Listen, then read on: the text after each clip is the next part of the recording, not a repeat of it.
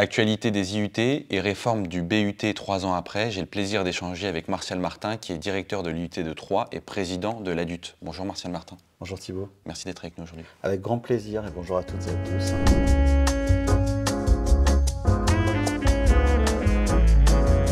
Peut-être pour commencer, Martial Martin, est-ce que vous pourriez repositionner rapidement, nous représenter ce qu'est l'ADUT?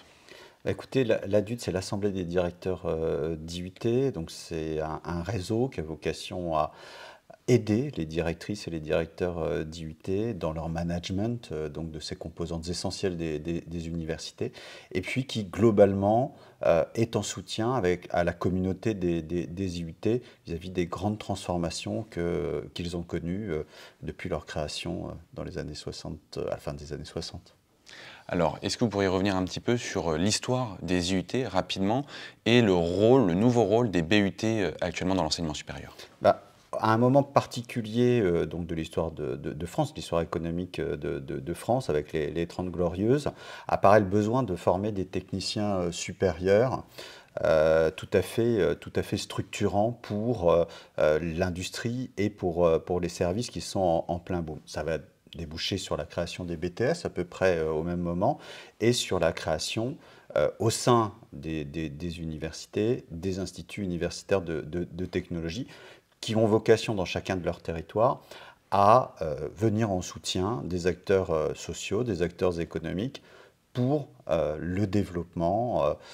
Et donc depuis 50 ans, nous formons des cadres intermédiaires dans l'ensemble des territoires où nous sommes en place, c'est-à-dire à peu près partout en France, parce qu'il n'y a pas un IUT à plus de 80 km de là où vous habitez, et donc sur 108 IUT, donc en France métropolitaine et en France ultramarine. Donc on est présent un peu partout, donc au service des étudiants, de leurs familles, pour les former comme cadre intermédiaire donc au sein de l'université. Voilà un petit peu notre mission. Alors, au milieu des années 90, à la fin des années 90, début des années 2000, on nous fixe une autre mission. On est dans la mise en place du processus de Bologne avec donc une forme de normalisation finalement des cycles universitaires partout en Europe. Et donc on est amené à porter nos étudiants dans des poursuites d'études post-DUT. Jusque-là, on était sur un format Bac+2. À partir de là, eh bien, on est amené à développer des licences professionnelles suspendues, donc une année supplémentaire post-BTS ou post-DUT, et puis à préparer nos étudiants globalement des poursuites d'études aussi dans des cycles plus longs, école de management, école d'ingénieur. Donc c'est la mission qu'on remplit à partir du début des années 2000. On la remplit si bien qu'à nouveau, on est dans un phénomène où on manque de cadres intermédiaires et on a donc trouvé une solution à cela avec la création du bachelor universitaire de technologie qui est là pleinement mise en place à partir de cette année puisque c'est la 3e rentrée du bachelor universitaire de technologie. Alors ça fait justement 3 ans que le BUT a fait son apparition, notamment sur Parcoursup. 3 ans après, comment s'est passée cette transition? Est-ce que vous pouvez un peu nous rappeler voilà, comment ça s'est déroulé tout ça?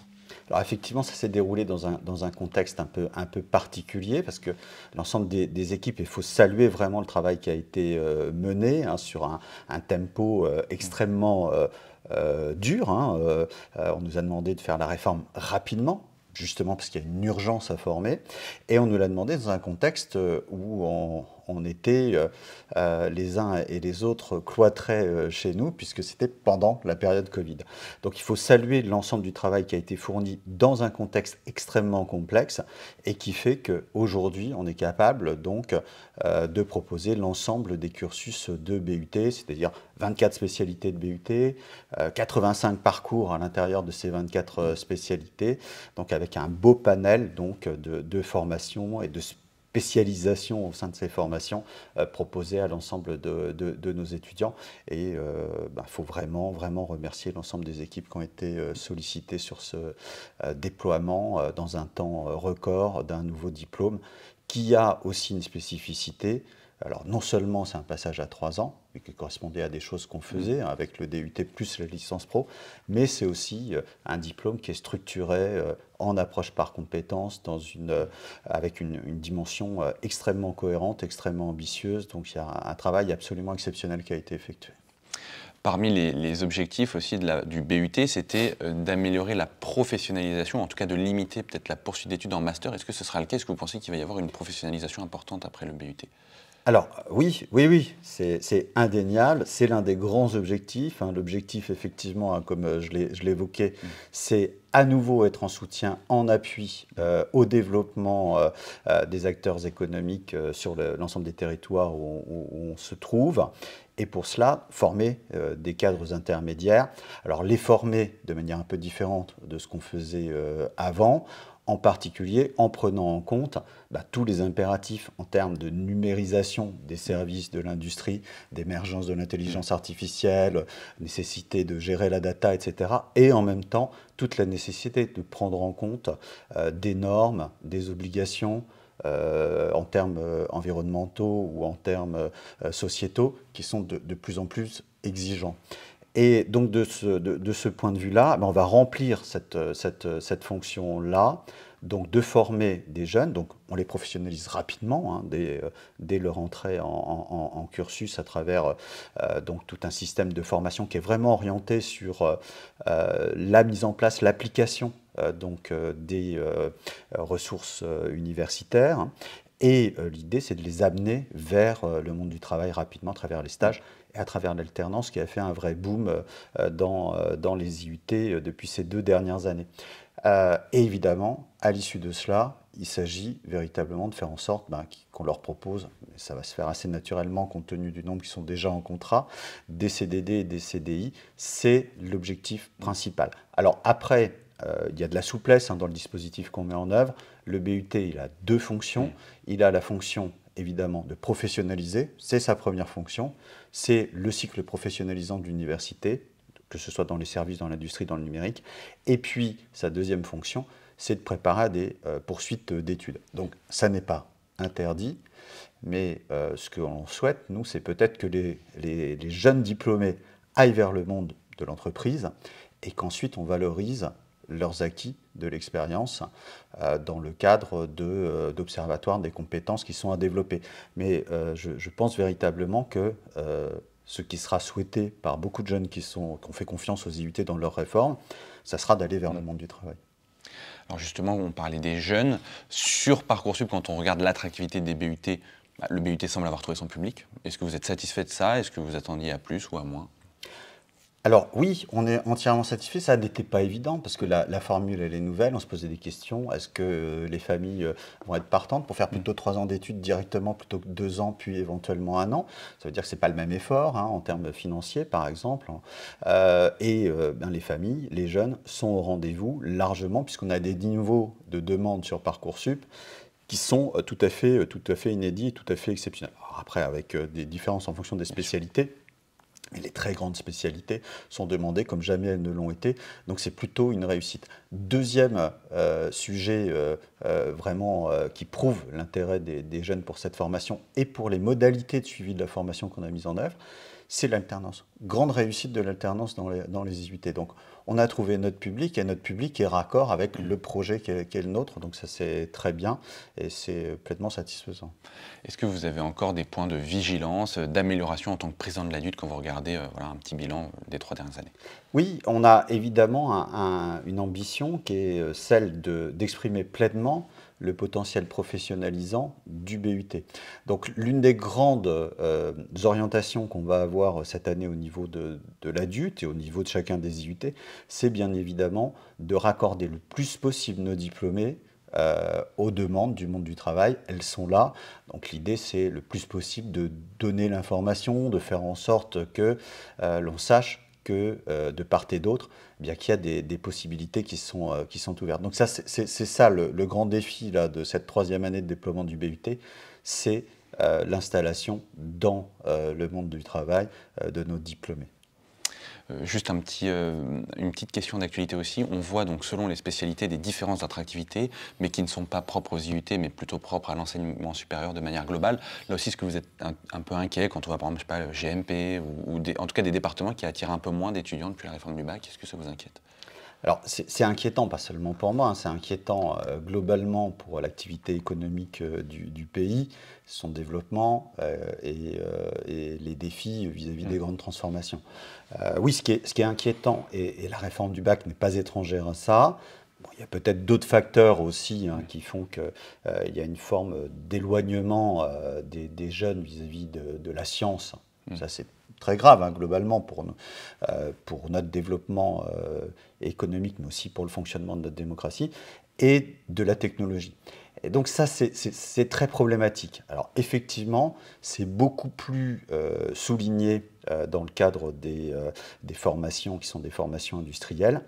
Et donc, on a moins de jeunes qui se dirigent vers les formations, on va dire, de la famille d'ingénierie, génie mécanique et productique, génie électrique, informatique industrielle, enfin toute cette famille-là qui est essentielle, hein, qui est dans l'ADN des IUT. Alors, nous ne sommes pas les seuls touchés. Je crois que ça doit donner lieu à une vraie réflexion au niveau du collège, au niveau du lycée, de vrais efforts de la part de l'éducation nationale pour réorienter les jeunes vers la science, pour reconstruire une relation qui soit une relation favorable et porteuse avec la science, et les orienter vers des formations dont on a cruellement besoin si on veut réussir non seulement la réindustrialisation du pays, bien sûr, mais si l'on veut mettre en œuvre une forme de sécurité vis-à-vis de nos approvisionnements énergétiques, bien sûr, et si l'on veut aussi réussir à conserver l'environnement tel qu'on le connaît, à être à la hauteur du défi climatique. Merci Martial encore une fois pour toutes ces réponses. Autre question sur la question justement des poursuites d'études. On a vu à un moment donné, on a cru voir quelques tensions entre la CDFI, la DUT, etc. sur la question des passerelles et des poursuites d'études. Qu'en sera-t-il concrètement pour les étudiants de BUT? Est-ce que ça concernera aussi les écoles de management? Alors, c'est vrai que d'un point de vue institutionnel, il y a eu sans doute un certain nombre de tensions, d'explications à avoir entre les différentes conférences. Moi, je dirais que l'essentiel n'est pas là. L'essentiel, il est dans la volonté des différentes structures d'accueillir le plus possible dans la souplesse les jeunes et de faire en sorte que leurs projets s'expriment. Alors, il s'exprime de façon pas forcément attendue de notre part, c'est-à-dire que quelquefois on est un peu surpris. On a mis en place donc des passerelles entre la deuxième année de BUT, la première année d'école d'ingénieur, les premières années d'école d'ingénieur cette année avec ces défis. Au bout du compte, on a eu assez peu d'étudiants qui ont profité de ces passerelles-là et davantage qui ont souhaité aller au bout de leur cursus. Bah parce qu'il y a une cohérence, il y a un type d'apprentissage, parce qu'il y a l'envie d'avoir son premier diplôme. Donc on a cela. Et après, il ne faut pas se le cacher, je pense qu'il y a une vraie volonté d'obtenir son diplôme de grade licence. Parce que c'est devenu finalement une référence, on le sait, internationalement. Et les jeunes ont bien ça en tête et ont sans doute aussi des envies d'internationalisation de leur carrière ou de leur formation beaucoup plus grandes qu'on ne le pensait. Donc il y a cette envie-là. À l'issue de cette troisième année, beaucoup de choses sont ouvertes, les masters. Donc ça, c'est une possibilité de continuation d'études, en particulier dans les sciences et les technologies, mais aussi dans le tertiaire. Du côté des écoles de management, de la même manière, moi j'ai perçu assez peu de départ de nos formations de type GEA ou TC vers les écoles de management. Après, les types de formats d'études dans les écoles de management sont parfois assez souples. On retrouve des masters, donc peut-être les jeunes iront davantage en master que sur les cursus grandes écoles qui étaient là auparavant. Ce qui marque aussi peut-être finalement un appel aussi à nos partenaires, à nos collègues, peut-être à changer de modèle et puis à rentrer dans un modèle qui est celui qui est complètement intégré de la part de nos étudiants, quoi. Le modèle LMD. Oui, bien sûr. Merci Martial Martin. Dernière question, Martial Martin, quels sont les prochains enjeux pour les IUT et le BUT? Alors, prochains enjeux pour les IUT, donc l'un des grands enjeux, bon, je l'ai dit, je peux le redire, c'est offrir la possibilité d'entrer sur le monde du travail dans les meilleures conditions à nos diplômés. Ça, c'est l'enjeu principal et le plus direct. Et derrière cela, je pense qu'il y a un autre enjeu qui est essentiel, c'est peut-être de donner les moyens aux IUT d'être finalement les porteurs de quelque chose qui ne marche pas du tout en France, qui est la VAE. Et je pense que les diplômés de BUT qui vont sortir dans le monde du travail, sur le marché du travail, en juillet 2024, en septembre 2024, ce qui serait intéressant, c'est qu'on leur donne l'assurance que s'ils sortent pour être en soutien au déploiement, au développement économique de leur territoire, s'ils sortent à ce moment-là, eh bien, on les assure qu'on prendra en compte les compétences acquises tout au long de leur vie professionnelle et qu'au bout de 3 ans, 4 ans, 5 ans peut-être, eh bien, on validera un diplôme de master. Et je crois que la meilleure façon de le faire, ce serait de donner la clé aux IUT d'observatoires de compétences pour leurs diplômés et qu'on leur donne aussi la possibilité de déployer des masters universitaires de technologie strictement en validation par l'acquis de l'expérience, mais qui permettrait comme ça véritablement d'impulser une autre façon de considérer sa formation tout au long de sa vie. Et je crois que les IUT sont un bon outil pour pouvoir faire ça en France. C'est bien entendu. Merci encore une fois, Martial Martin, d'avoir répondu à nos questions aujourd'hui. Merci à vous.